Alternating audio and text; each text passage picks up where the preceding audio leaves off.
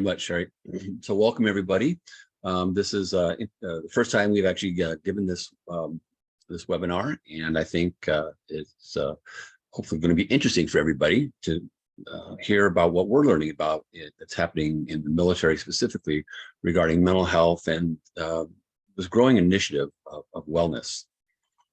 Hey, Sherry, it's not advancing screen. Oh, there we go. All right. So the goals of today's presentation is we really want to increase or tune the participants into this growing sense of this concept of wellness, a mindset that the military is building in and adopting. Now, I will say wellness is a term that's really used quite frequently in the lay public and in a lot of different settings in a variety of different ways. That really speaks to how can we attend to some of the resiliency or even protective factors in our lives that allow us to really be stable and healthy and moving forward with a certain level of capability and capacity to just kind of manage life and cope with life and whatnot. And so this has become a really important component of what the military is beginning to look into because they've started to really recognize that the healthy force, a sharp deployable force is going to be most ready to be that when the military or the DoD attends to some of these other factors that I'm going to hit on. Okay. And so because of this kind of increasing awareness that we're seeing it applied across different branches of the Department of Defense and the military, and gearing up the force for what we would describe as deployment readiness, also in preventing some of the cumulative stresses that are encountered in the application of the service activities that they do, and to also build in what I'm describing here is kind of an attunement. And you may be familiar with this idea of, for example, cognitive enhancement.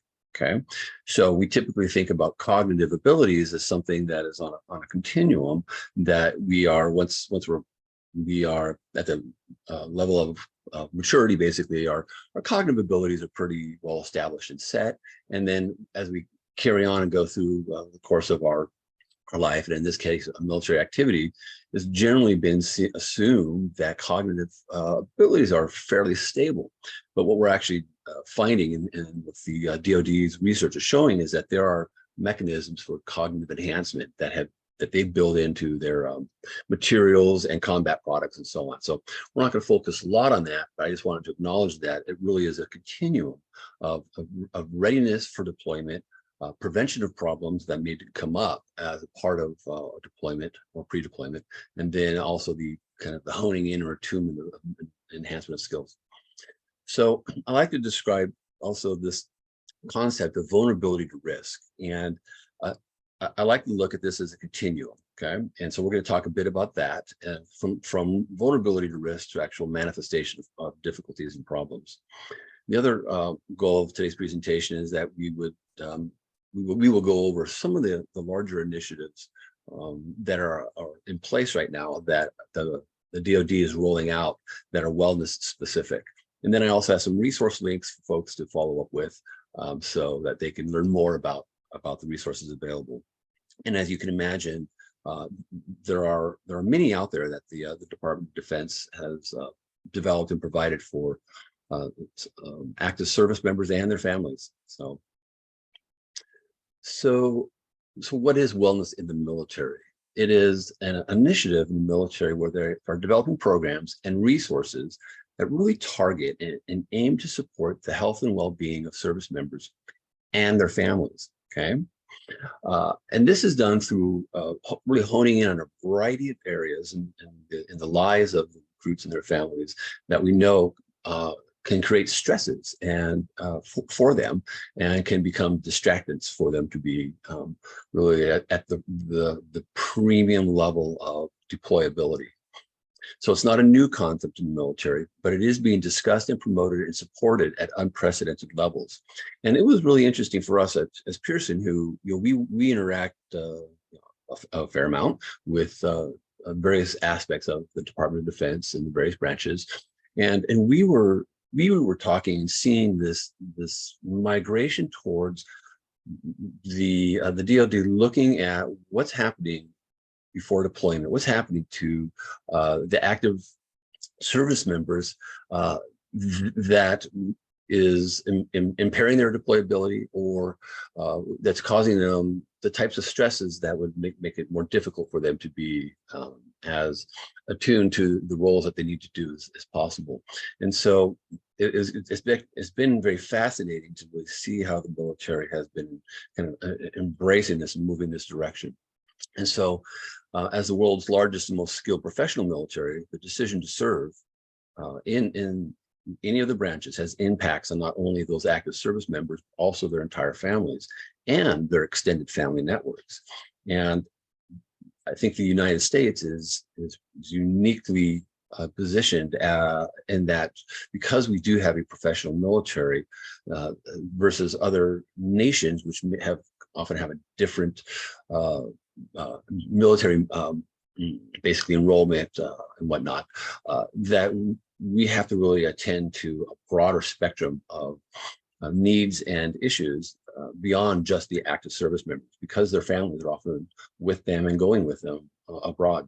And then a wellness mindset, is that the military is beginning to consider these factors so that active duty personnel are functioning, as I said, at their peak level of performance, at their peak level of self-maintenance, and of course, lethality in combat, since that is one of the primary responsibilities of active service members, should they need to do that. So the overall idea of wellness in the military is that it's not just train. The main goal is not just to train for combat readiness, but it's to provide a broad platform of support and stability so that when the time comes, they will be maximally ready to engage in very high stressful, highly critical deployment activities. So, I mentioned earlier that this is a bit of an evolving mindset, where the wellness is a term that, as I noted, has been used a lot in the lay public. And often you will have been exposed to this really through more of what we can describe as preventative concepts. For example, preventative healthcare settings have been around for some time. I use an example here of Kaiser Permanente, which started in Oakland, California, to service the shipbuilding industry during World War II. And as we all know, war was very expensive. Cost containment became a very critical aspect of supporting families and of the shipbuilders and those who were involved in the war effort. And so eventually this cost containment strategy evolved over the years with Kaiser into including prevention concepts and early intervention to basically remediate the later medical issues that develop in life with folks. And so prevention has been finding its way into not only the medical field, but the interplay with the medical field and industry, as well as the Department of Defense and all the activities that the military engages in. But we don't really think about that historically in how we would describe our military's activities and commitment to supporting the families and supporting the service members. But it is actually a prevention approach that is increasingly getting some momentum, and we're calling that wellness. So a core aspect of the wellness mindset is that it includes these aspects of prevention theory, which we also don't typically hear about in the course of our work, particularly even in psychology. We typically look at things as there's risk factors or there's clinical problems that have emerged.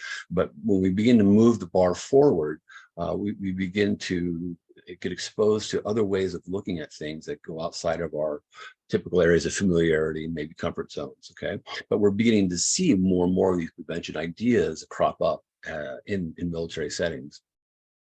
And so as the military has seen the psychological capacity to function in theater as a tool that requires calibration, which I think makes a lot of sense. We have highly sophisticated munitions and weapons and whatnot, and technology to help support activity in theater. But we're not beginning, but we are recognizing that the mind and its attunement to the job performance requirements is also a very important tool. And so to that effect, the DoD has been looking at how do we continue to calibrate that cognitive abilities, emotional abilities, spiritual abilities. How do we maintain a sense of stability? And then how do we handle rehabilitation when it's necessary so that they may be capable of going back for redeployment or rehabilitation for quality of life after traumatic injury and so on. And so there's been an increased emphasis on, as a part of this, and particularly in the mental health domain, there has been an ongoing emphasis in reducing the stigma around attending to service members' mental and emotional well-being and resiliency. And so if you're active service members or you know active service members, I'm sure you're probably familiar with the concern that if someone is having a stress response, such as maybe anxiety or even depression or suicidal thoughts or kind of emotional regulation difficulties that are potentially going to impact their service activity, is that historically there has been a disincentive to seek help. Because, for example, they would say, well, if I go and ask for mental health support, will have my security clearance removed. And that's actually a myth. That's not true. And this has been directly stated by leadership in the military who are responsible for really developing some of these support services, that the attitude is beginning or is increasingly shifting towards, okay, this is a part of your requirement for being attuned and capable in your work. So let's attend to mental health issues. Let's attend to cognitive concerns that may be present. And so, so part of the most kind of emerging effort in the military is to do that. So let's talk a little bit about prevention concepts as a framework for this continuum of wellness to clinical needs. And at Pearson, part of what we've been talking about as we've been really trying to understand how the DoD is embracing these ideas is, well, when do what we develop, when do what we make for the industry, for the field, when are we relevant? And so when you look at a continuum, historically, we have been designing materials that are helpful for identifying talent, identifying who would be good matches for certain types of jobs, particularly security sensitive or high risk jobs, okay, or high stress jobs. But then on the other end, and most often on the other end, we really have been looking at clinical stuff. So do you have cognitive problems? Do you have depression? Do you have thought concerns, maybe disorganized thinking and these types of factors? Is there a major mental health a problem that's emerging or that's there that we can identify and then help with treatment planning? So as we look at prevention concepts, though, is that we've really been looking at, well, where are not only Pearson, but where are our customers and the people that we work with in the military and in the industry, what are their needs along this continuum? And so before we actually have clinical issues, we have what we might describe as risk factors, right? So somebody who maybe has a clinically relevant suicidal ideation issue that they're struggling with, we can identify some of those risk factors earlier on in that continuum, where perhaps they may have had some mood struggles, but hopelessness began to really grow and emerge. And we know that hopelessness is one of the major factors that can later contribute to suicide behavior, right?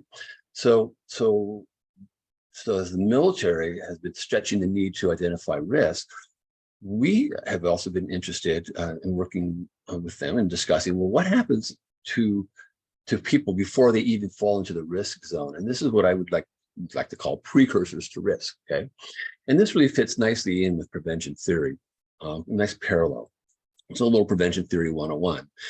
We're all familiar with what you describe as universal prevention precautions. These are designed to meet as wide of audience as possible. So when you go into the restroom, when you see signs, please wash your hands when you're done. That would be an example of universal precaution. It's not going to be filtering to any particular subgroup. It's just everybody who uses the restroom. Okay. Or as we saw in the last few years, wearing face masks was a universal precaution that was designed to limit the spread of the disease. But then we have what we describe as selective prevention. It's also been termed tertiary prevention, depending on which literature you're reading. But these are really more of these kind of mass media campaigns or targeted campaigns. So, for example, in the substance use world, tertiary prevention would be looking at folks who have maybe certain vulnerabilities to certain types of problems that are related to substance use. So, for example, maybe if you were an IV drug user, you might have higher incidence of risk for HIV. And so they would have a targeted kind of prevention focus on those who are at-risk groups, okay? And smoking cessation is another example of that, or preventing workforce injury for select groups. So this could be in the military, it could be really any kind of workplace context that you find yourself in. And then the third, and this is where I would describe, so universal, where I would say, well, this is more of that precursors to risk world. Let's see what we can do to limit as many risk factors as broadly as possible. Whereas the selective tertiary or tertiary prevention group is we're really honing in, okay, well, now we know there's known risks of certain types of groups. Let's try to figure out how we can make them as aware as possible how those risks may potentially manifest later on. And then we have the indicated prevention, which is really those interventions that are targeted to those already engaged in high-risk behaviors. So, for example, in a military setting, handling live ordnance on base and in theater, you probably have certain protocol that you're going to follow in order to keep these types of dangerous munitions from causing serious damage and harm to your colleagues and yourself. Okay. Another example is excessive alcohol or other substance consumption would be where an area of indicated prevention. When you see high risk or high stress environments where you're exposed to kind of repeated potential risks, is that you might have training or information regarding how to responsibly manage the option and use of lethal force, right? So you may have very targeted or specific training protocol that you'd be going through in order to do that. And these will all be examples of indicated prevention. And this is where we really get into that threshold between risk and the manifestation of actual problems later on, okay? Because after you get out of this domain, then you're really getting into this area of kind of clinical concern that most psychologists and therapists and folks working in mental health and neuropsychology, whatnot, that's just where they usually get involved, okay? So how do these prevention concepts apply to high risk or apply to military high risk and security sensitive assignments, okay? So in this continuum of risk, this precursors to risk domain is captured by kind of this universal domain that everybody experiences to some degree. Okay, these are present when vulnerabilities emerge, largely based on what we could describe as compromised quality of life in the areas to the side here. So based on protective factors, and this idea of quality of life, by the way, is based on protective factors that are identified in research in positive psychology. So as you can see, there's this list these are kind of known protective factors that allow us a certain level of resiliency in how we manage the various stresses that come at us, okay? And so, for example, there are various government agencies that have begun to really build in, how do they assess for these precursors to risk for personnel? An example is the FBI, where they will look at any concerns that may be emerging from their officers that make them vulnerable to being compromised in the delivery of their work. And they look at these areas like, for example, money. Are they having money problems? Are they having substance abuse issues? Are they having family stresses? Are there children in their family having learning difficulties that's creating additional stresses in the family? What's kind of their sense of self-esteem and self-efficacy in what they're doing? And are their goals and values aligned? Are they living in alignment with their goals and values? And are they having health issues that are compromising, so on? So when we look at quality of life, if all these areas are in relative level of stability and in a good place, we can really deduct that some of the risks, some of the foundations for later risks to emerge are actually pretty robust. They're not as much risk. It's really when we begin to see some of these quality of life components deteriorate that now the emergent risk begins to make itself present and known. And so this is some of the stuff that the DoD has been attending to by focusing and shifting some of the priorities to making sure that active recruits are having these attended to, okay, and their families. And I'm going to give you an overview in a little bit of one of the major programs that they're doing. Oh, I can't see this very well here. And so, sorry about that, covering my screen. So there's the second is this kind of the risk of emergent problems domain, okay? And this applies, this really refers to when vulnerabilities from compromised quality of life begin to manifest as emergent problems or emerging problems, okay? And as I've been saying, this is typically identified as someone as being at risk for, and we can measure many of these at-risk concerns on levels on objective measures.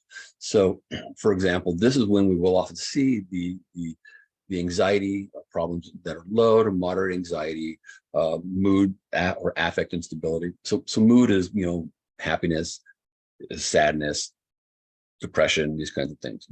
Excuse me. Affect is kind of the energy behind it. So if someone says they're really depressed and they're giggling and laughing about it, their affect is really not consistent with that mood. But we'll see when risk factors begin to emerge is that this is one of those areas where you'll see more lability and variability. And then hopelessness is one of these things that begins to emerge. And specifically, when you are beginning to entertain a certain level of pessimism about the future, about how things are going in your assignment, in whatever branch of the military you're involved in, then pessimism is the beginning of the process of hopelessness taking hold. Okay, it's a kind of a major indicator of that. So it's just one of those early risk factors that we look for. Then alcohol overuse versus abuse. So alcohol overuse is used to kind of cope with some of the daily problems and the stresses that you're having, kind of as an avoidance activity, as a social distraction, and so on. And then there's this other concept that we really see that's it's really mostly experienced in settings such as the military or other high risk or security sensitive jobs, such as police force, police activities, corrections. But this happens a lot in the military, and this is where a subject or an individual is involved in what we described as a subjective experience of internal conflict related to actions that they've had to take that's not easily reconciled with their moral or spiritual beliefs and values. And I would argue that having a moral injury in the context of service activity is probably one of the main sticking factors of pain that later causes kind of this intransigent PTSD, and that resolving the aspects of pain that moral injury brings is an important, basically important clinical thing to focus on. But I put it here in the risk world because we can begin to see that if someone is struggling with some of these impacts of that moral injuries is occurring in their life, that could then later manifest as something more serious and significant, okay? Such as suicidality and PTSD and these type of things. And then the third level is of how this kind of these prevention concepts apply is clinically. And this is clinically defined difficulties with adjustment, coping, and response to rehabilitation or requiring rehabilitation because of significant enough impairment that functioning is compromised. And this, you know, when we get to that clinical threshold, this occurs when vulnerabilities from risk factors really increase in the level of severity and kind of saturation of someone's experience, and they manifest in a variety of different clinical syndromes, which I've listed here, many of them, not all of them. But PTSD is a very common one, as we know, in the defense world. But any high stress job that involves kind of sudden changes in levels of arousal from low to high, where there's danger involved, threat of death involved, significant injuries involved, or where you've seen that happen with other people. This is going to be more likely to happen. And then suicidality and hopelessness, which is a significant issue that the military has been looking into and dealing with, which I'm going to talk about a little bit later on. Then major depression, anxieties, and phobias, significant avoidance and withdrawal, which can be also components of some of the clinical syndromes that I have listed here. Affective lability. So this is, often you will hear from service members that have maybe come back from deployment and have some PTSD or some real affect regulation problems, where they go from 0 to 60 in anger with seemingly little obvious cues to other people, but it's there, and it's a real thing, and it can be very difficult for them and their families to deal with and manage.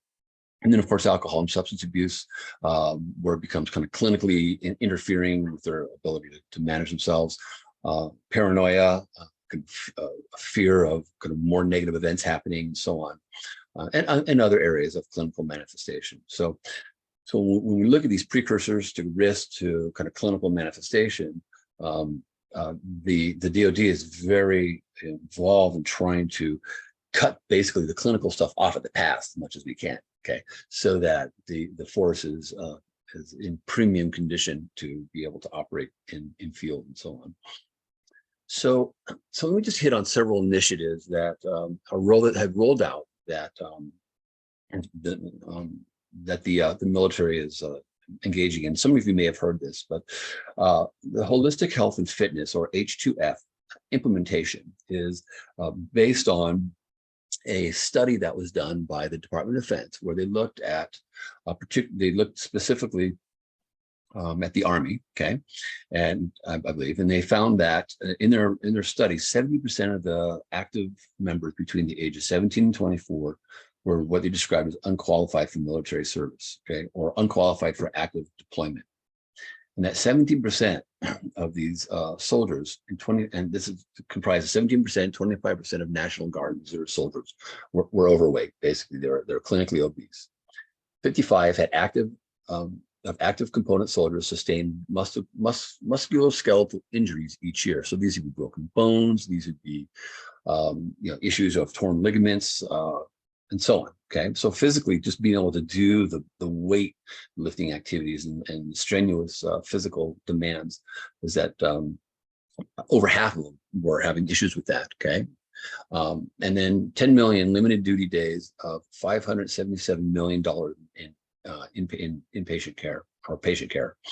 Okay, and that 53% of active component non-deployable soldiers are non-deployable due to a variety of different medical reasons. So this was very concerning, obviously, because basically half of our military force is being deemed as not at a peak enough level to be able to be effective in deployment. And that 12% of soldiers had sleep disorders, and 5% required prescription sleep aids. Okay, so from this study, the Department of Defense just decided to basically pivot and develop a system of wellness support in order to enhance or remediate some of these issues. All right, their goal was to optimize soldier personal readiness. Okay, optimize physical, non-physical performances. We wanted to be able to reduce injury rates, particularly by overuse of musculoskeletal injury rates. Okay, and for those of you who exercise and work out, right, you know that the more likely you are, if you overdo things, you're going to get hurt, or if you overextend, you're going to get hurt. But if you're also fit and that you're maintaining that, you're less likely to cause serious injuries, because we have a level of kind of awareness and responsibility, personal responsibility for that kind of physical attunement. And then also rapidly rehabilitate and recondition soldiers following injuries when they do happen. Okay. So the way that the H2F system works is that the goal is to invest in soldiers' personal readiness to improve health and fitness for the total Army. Okay. And what it does is it enables commanders to meet their visions and address the unique readiness needs of their units. and it's changing the culture for the demands of close combat. So, I've been talking about this kind of movement toward this awareness towards wellness. Okay. Well, part of this changing cultural attitude is being able to attend to these things throughout the continuum of your deployment activity, from readiness to maintenance to actual deployment, and delivery and lethality. Okay. And then improve soldier and unit readiness by addressing the 5 domains of physical and non-physical readiness. And these are sleep, nutrition, mental, and spiritual readiness. Okay. Now, there are, so the mental is also cognitive. Okay. So it's mental and cognitive. So that's what the 5 are. Okay. And then they're going to, what they did is they dedicated basically a series of wellness centers that they're building at the brigadier level, the brigade level. Okay. And so we're calling this the Holistic Health and Fitness program, and that they have developed a series of centers. And currently there have been 24 of these wellness centers rolled out. Okay. And so as you can see in the middle column here, the implementation strategy has been kind of from fiscal year 21 all the way through fiscal year 30, is that what they're doing is they are onboarding brigades year after year. So currently there are 24 brigades that are onboarded at various bases throughout the US. And they are, in essence, wellness compounds within the bases, where they have physical weight rooms, they have nutrition, counseling, they have mental health resources available, counseling, they have kind of mental health and wellness focused activities. They are assessing and monitoring cognitive issues or concerns or readiness in the force and whatnot. And so, and by 2030, all 110 brigades will be having these wellness centers on the bases. And this is at the tune of about $500 million, a little bit more. Okay. So the idea here is that with these wellness centers established at the various bases, is that they will be able to measure and calibrate performance of the soldiers and their effectiveness at the level of deployment readiness that they want them to have to be at. Also, they'll be able to use the existing database data for periodic reviews of kind of how well the force is calibrated for these targeted goals of deployment readiness. And then, of course, we're going to have all kinds of data and metrics to be able to use and compare and then recalibrate as appropriate based on what they're learning from this wellness initiative. Okay. And then this information and data will be basically shared up a chain of command so that the leadership has a realistic sense of deployment readiness for basically these brigades. Okay. And so the idea here is that the DoD is doing this because the hope on the return on investment is that clearly it's going to be beneficial to the soldiers. They're going to have improved health, fitness, readiness for deployment, and access to care overall. Okay, and some of that will also be done hopefully as part of the destigmatization, particularly of mental health, because mental health attunement is critical in being able to be successful in successful deployments. Okay, and then benefits to the CDRs is to improve the quality or the ability to meet unit-specific readiness needs, and then benefits to units by improving readiness and morale and overall effectiveness, and then of course benefit to the overall Army because we'll have generally increased readiness and deployability and reduce attrition, and then cost savings that are associated with that.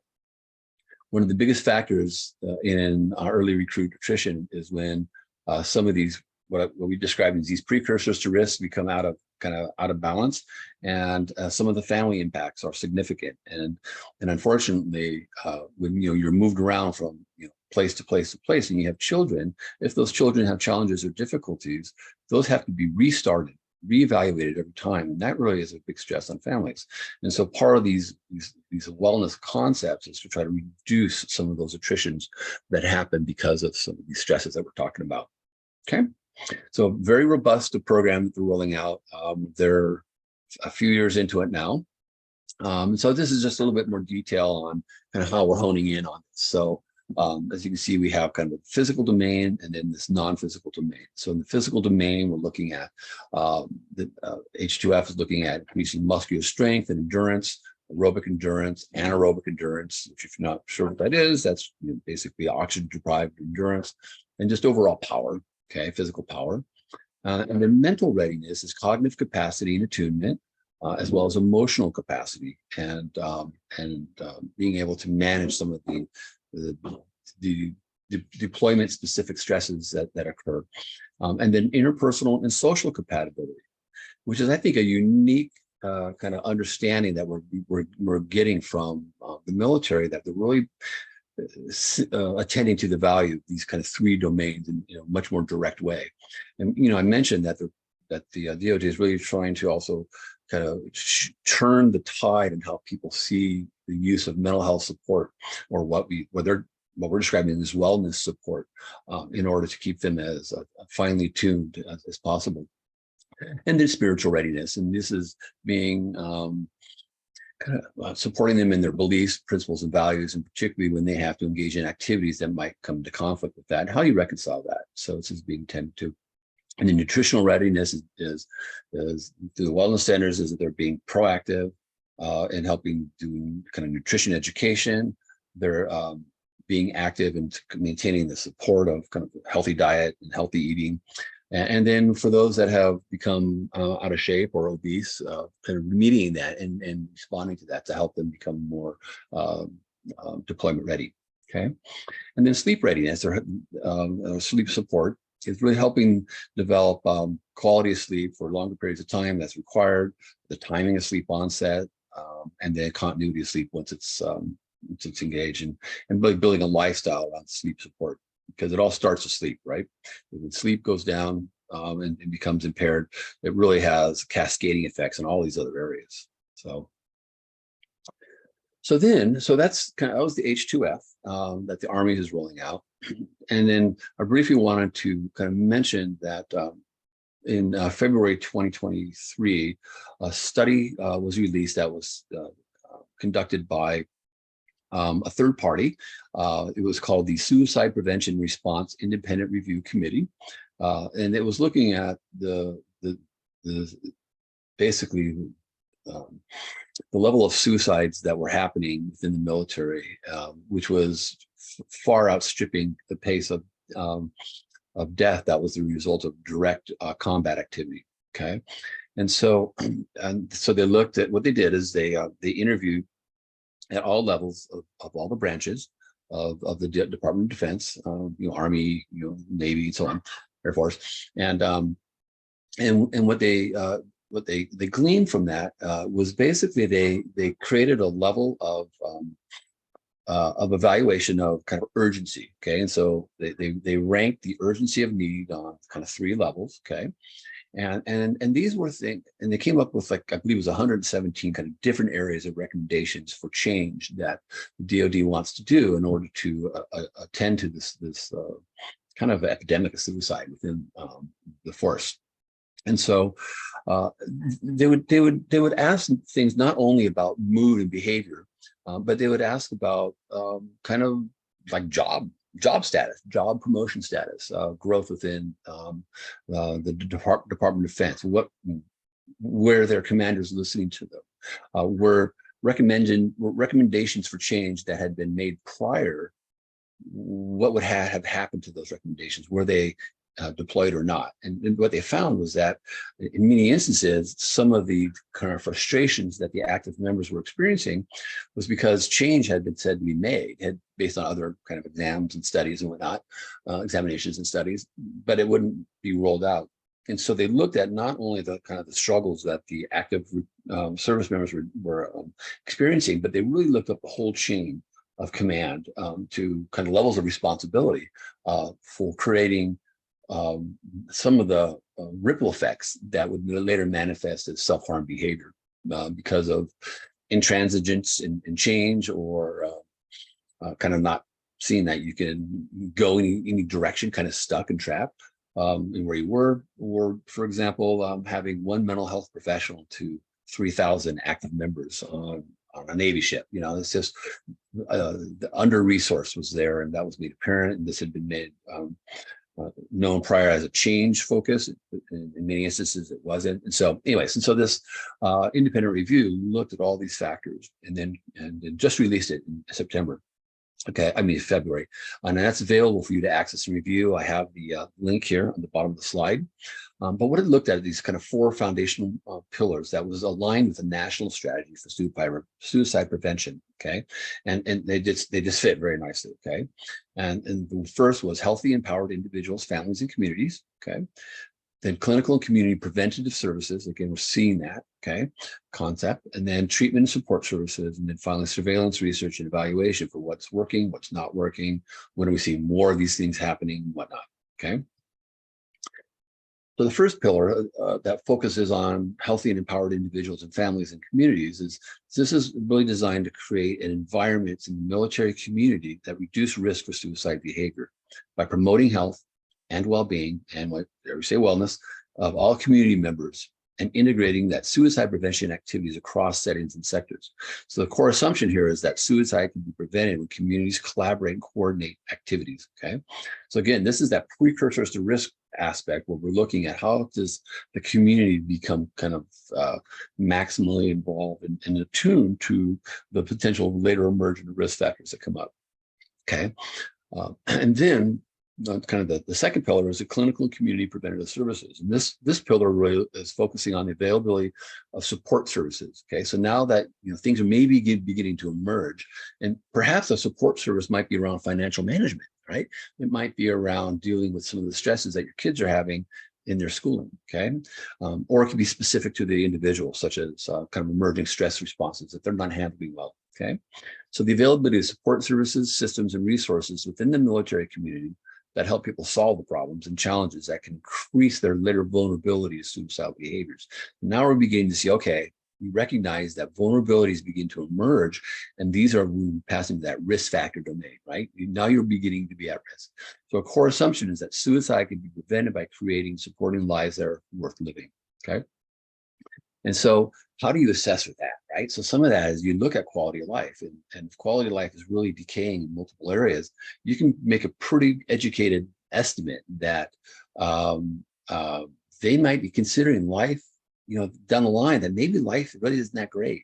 And if you see the emergence of other concerns, such as I was mentioning earlier, pessimism or hopelessness, well, we can begin to quantify that now. So for example, we use tools such as the hopelessness inventory, the Beck hopelessness scale, to assess the level of risk.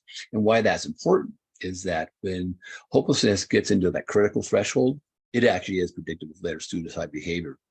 75% of the people who are clinically elevated in hopelessness within 15 years have tried suicide.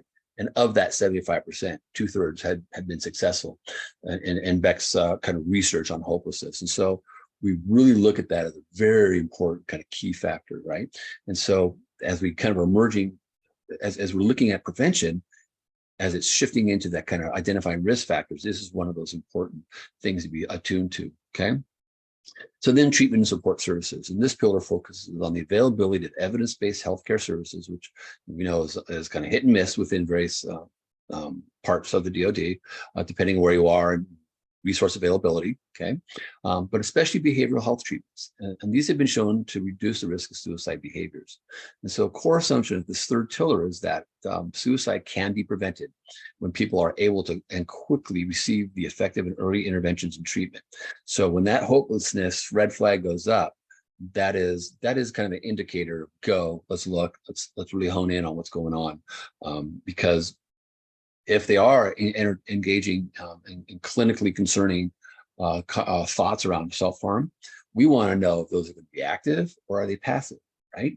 Active is going to be much more serious, clearly, because they usually have a plan, they have means, they have access to lethal means, versus passive, which is, if I get hit by a bus or I disappear, that wouldn't be such a bad thing. So, we know that levels of kind of cognitive appraisal of their own motivation to self-harm is really important indicators of follow through. And so the way that you assess for that are, you can do the interviews, but you can also use kind of predictive measures such as the Beck suicide scales, which are really designed to help differentiate between active and passive suicidal ideation. And those would be applied here at that level. And then the final pillar is surveillance, research, and evaluation. And this focuses on the importance of just a continual and systematic effort to collect, analyze, and use data in the military to guide decisions making for future efforts. And this is basically what the H2F is doing. This is what the the suicide evaluation project that I'm talking about is trying to do. So this is a part of that data collection to see where are we right now? Are we doing well? Are we not doing well? Where do we need to move forward to make this a successful intervention so that the safety of our personnel is maintained? And it's aligned with the national strategy of suicide prevention that really serves as the foundation for the SPAROC recommendations. So the core assumption of this pillar is that suicide can be prevented, which it can, when strategies are based on reliable and easily accessible data. So very important. So some resources that are available for kind of you to kind of do more deep dives. I've listed some of those here. So the Defense Center for Public Health is a health promotion and wellness kind of landing page that the defense centers have. That's out of Aberdeen. Okay, it's an Army driven initiative.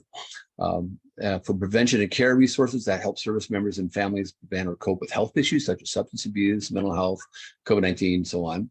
There's the health.gov, and this is kind of like the main landing pages that you can start at and then kind of drill down based on what your needs are. And they offer everyday healthy living and nutrition information, amongst other things. And they also have a helpline for example, sexual assault and so on, which is also an issue in the community. And then for nutrition courses, fitness initiatives that help service members and families eat right, stay active.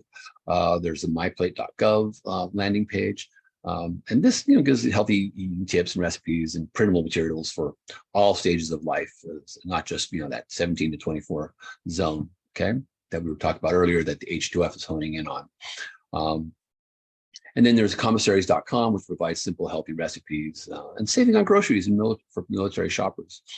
And then finally, the military family programs and wellness centers that for non-medical counseling, health coaching, stress management, other services to enhance military readiness and resilience. Okay, and again, there's the emphasis on not just active members, but also family. And then Military One Source provides free health and wellness resources for eligible service members and family members. And then Army Wellness Centers provide that evidence-based education and awareness using the advanced technologies that they're building into those facilities. So thank you. It was just kind of an overview of what we are learning and working with the DoD on helping them implement through what we have available. Are there questions that folks have that I could respond to? See in the chat. Yes, we do have one question, Pat. What are your thoughts about readiness for moral injury? How could that be addressed prior to deployment? So that's a really good question. I think, so I was talking, so this came up in a conversation. I was at Strategic Command's conference just recently. I was talking to one of the leads that is responsible for assessment of the force. And I think some of this is just kind of intuitive, but I think that going into this with your eyes open is very important. So, one of the I guess the most robust things we can do for folks in developing kind of wellness readiness, as it were, is that you're not naive about what basically the risks are. Okay, and so I think part of kind of pre-deployment activities that could be done are, literally going through scenarios, kind of role plays, as it were, of potential conflicts of moral values that you're going to encounter in the theater. Okay, so people go into combat to disable the enemy.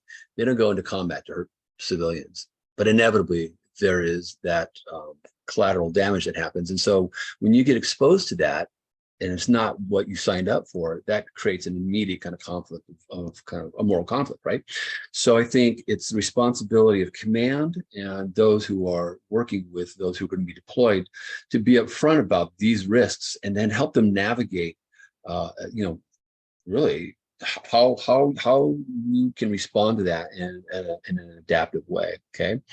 Um, it, part of what happens is that when you have these moral injuries it increases psychic stress, okay, like psychological pain.